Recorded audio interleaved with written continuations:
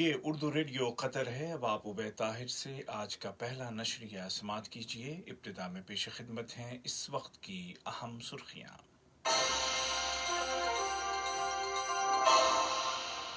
صاحب سمو امیر شیخ تمیم بن حمد آل ثانی کے ساتھ اقوام متحدہ کی جنرل اسمبلی کے 75ویں سیشن کے صدر نے ملاقات کی، جس کے دوران علاقائی اور عالمی امور پر تبادلہ خیال کیا گیا۔ قطری کابینہ نے کل بروز بدھ بلائے گئے معمول کے اجلاس میں کورونا کے پھیلاؤ کو روکنے کے لیے نافذ احتیاطی تدابیر کو جاری رکھنے کا فیصلہ کیا۔ کابینہ نے جمعے اور ہفتے کو کمرشل ایکٹیویٹی پر عائد پابندی اٹھا لی ہے۔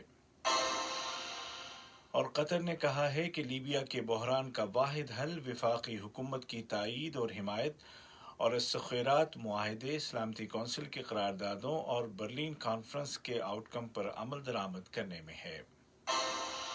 اور اب پیش خدمت ہے آج کا پہلا مفصل نشریہ۔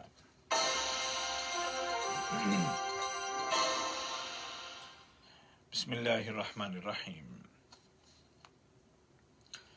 صاحب سمو امیر شیخ تمیم بن حمد آل ثانی کے ساتھ البحر پیلس میں واقع ان کے دفتر میں اقوام متحدہ کی جنرل اسمبلی کے 75ویں سیشن کے صدر جناب فولکان بوزکین نے ملاقات کی، جس کے دوران صاحب سمو امیر نے ان کو مبارکباد پیش کی اور ان کی ذمہ داریوں میں کامیابی کے لیے نیک خواہشات ظاہر کی۔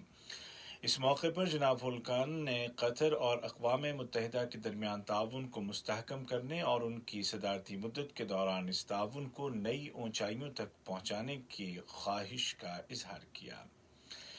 دونوں لیڈروں نے ملاقات کے دوران متعدد علاقائی اور عالمی مسائل اور تازہ ترین بین الاقوامی صورتحال پر تبادلہ خیال کیا۔ صاحب سمو امیر شیخ تمیم بن حمد آل ثانی نے ڈومینیکن ریپبلک کے صدارتی انتخابات میں کامیابی حاصل کرنے پر جناب لوئیس رودولفو ابینادر کو مبارکباد کا برقی پیغام ارسال کیا۔ نائب امیر شیخ عبداللہ بن حمد آل ثانی اور وزیر اعظم و وزیر داخلہ شیخ خالد بن خلیفہ بن عبدالعزیز آل ثانی نے بھی اسی مناسبت سے جناب لوئیس رودولفو ابینادر کو تہنیت کے برقی پیغامات ارسال کیے۔ قطر فاؤنڈیشن کی سربراہ شیخہ موزہ بنت ناصر نے عالمی ادارہ صحت WHO کی جانب سے قطر کے وائل کارنر میڈیکل کالج کو مشرق وسطی میں وبائی امراض کی روک تھام کرنے والا معاون سینٹر قرار دیے جانے کے موقع پر کالج میں منعقد کی گئی خصوصی تقریب میں شرکت کی۔ یہ عالمی سطح پر قطر اور قطر کے تعلیمی اداروں کی ایک اور بڑی کامیابی ہے۔ وائل کارنر میڈیکل کالج قطر فاؤنڈیشن کا حصہ ہے، جہاں متعدد دیگر عالمی یونیورسٹیز کے بھی کیمپس ہیں۔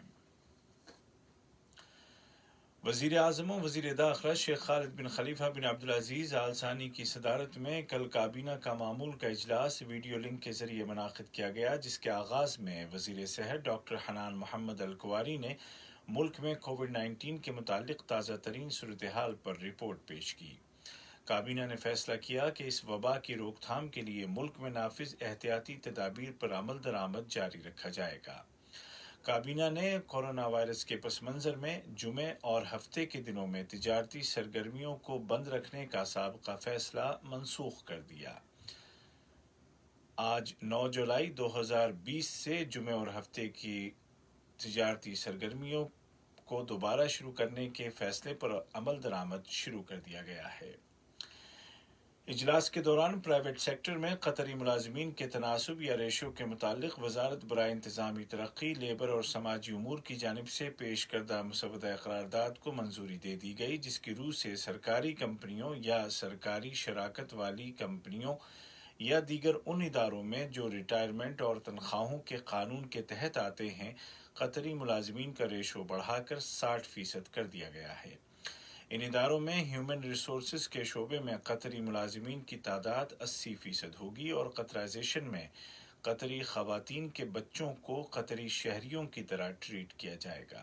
ان اداروں میں قطرائزیشن کے لیے مخصوص جابز پر غیر قطری شہریوں کو اپوائنٹ نہیں کیا جا سکے گا۔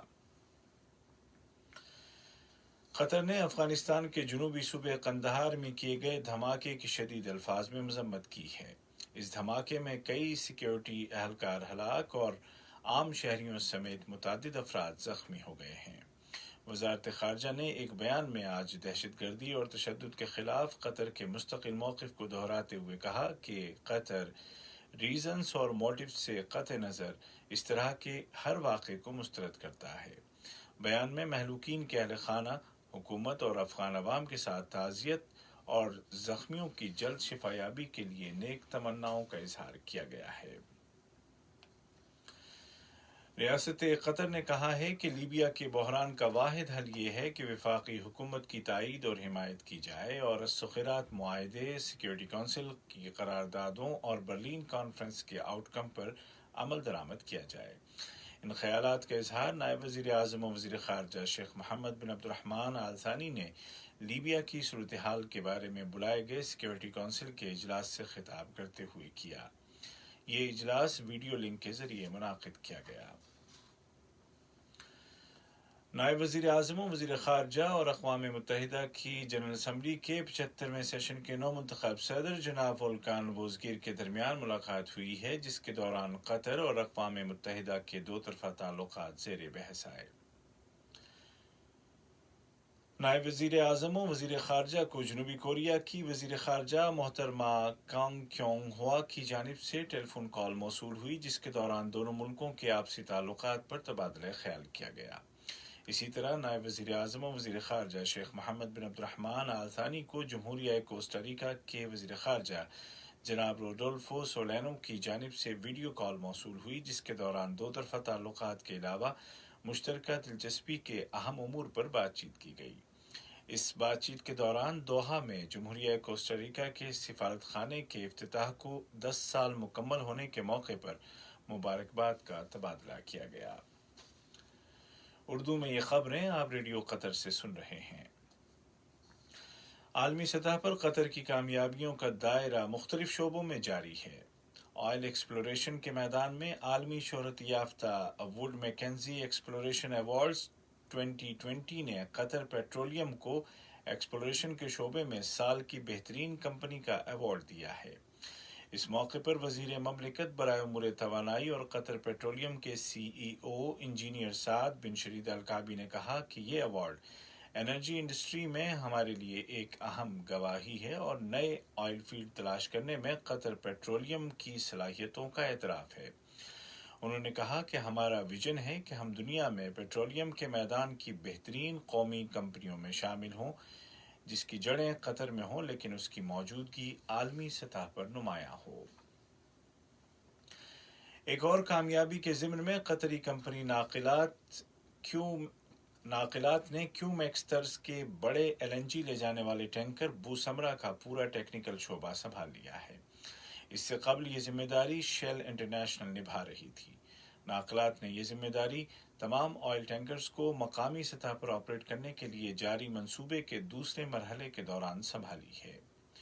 بوسمرا ٹینکر میں 2,66,000 اسکوائر میٹر کی گنجائش ہے اور یہ 100% ناقلات کمپنی کی ملکیت ہے اور قطر گیس نے کرائے پر لیا ہوا ہے۔ فوڈ انویسٹمنٹ میں قطر کی نمایاں کمپنی حصاد نے اعلان کیا ہے کہ اس نے ترکی اور کینیڈا کی مشترکہ کمپنی سن رائز فوڈز انٹرنیشنل میں 25% شیئرز کے مالکانہ حقوق حاصل کر لیے ہیں اور اس حوالے سے تمام شروط اور ضروری کارروائیاں مکمل کر لی گئی ہیں۔ قطر میں کورونا وائرس کے پھیلاؤ اور مریضوں کی تعداد میں نمایاں کمی آ گئی ہے۔ وزارت صحت نے کل اعلان کیا کہ مزید 1,204 مریضوں کی صحتیابی کے بعد شفا پانے والوں کی کل تعداد 96,107 ہو گئی ہے، جبکہ گزشتہ 24 گھنٹوں کے دوران 608 نئے کیس بھی رجسٹر کیے گئے اور 4 افراد کی وفات ہو گئی۔ وزارت صحت کی انتھک کوششوں اور طبی عملے کی مسلسل محنت کے نتیجے میں قطر میں کورونا وائرس کے پھیلاؤ کا گراف گرتا جا رہا ہے۔ وزارت صحت نے کورونا کے مریضوں کے لیے جن میڈیکل فیسلٹیز کو تیار کیا تھا ان میں ایک انتہائی اہم میکینس ہیلتھ کوارنٹین سینٹر ہے، جہاں رکھے جانے والے مشتبہ مریضوں یا کنفرمڈ پیشنٹ کے ساتھ رہ چکے افراد کی تعداد 50,000 تک جا پہنچی ہے۔ عالمی سطح پر امریکی صدر ڈونلڈ ٹرمپ نے WHO سے امریکہ کو نکالنے کی سرکاری کارروائی شروع کر دی ہے اور اس طرح انہوں نے اس عالمی ادارے سے نکلنے کی دھمکیوں کو عملی جامہ پہنانا شروع کر دیا ہے۔ صدر ٹرمپ کا الزام ہے کہ WHO کورونا وائرس کے مقابلے کے لیے دیر سے حرکت میں آیا۔ امریکہ ایسے وقت میں اس اہم ادارے سے نکل رہا ہے جب دنیا میں اس وبا کے متاثرین کی تعداد 1,20,00,000 تک پہنچا چاہتی ہے، جن میں سے تقریباً 5,49,000 کی وفات ہو چکی ہے۔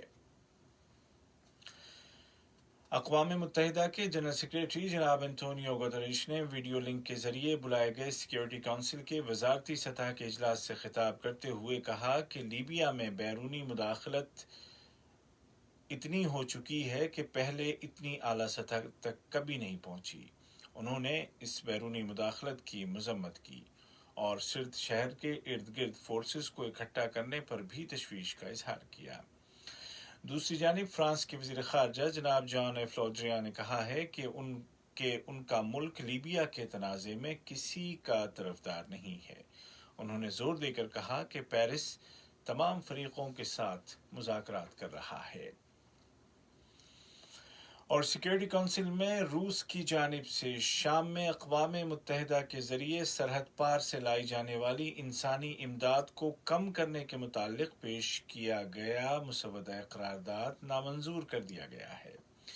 سیکیورٹی کونسل کے ممبران کی اکثریت نے اس منصوبے کے صیغے کے یا ٹیکسٹ کے خلاف ووٹ دیا۔ اس مسودہ قرارداد کے حق میں 15 ممبران میں سے 4 نے اور اس کے خلاف 7 ملکوں نے ووٹ دیا، جبکہ 4 ممبران نے رائے شماری میں حصہ نہیں لیا۔ آج کا پہلا نشریہ ختم ہونے سے قبل اس وقت کی اہم سرخیاں ایک مرتبہ پھر سن لیجیے۔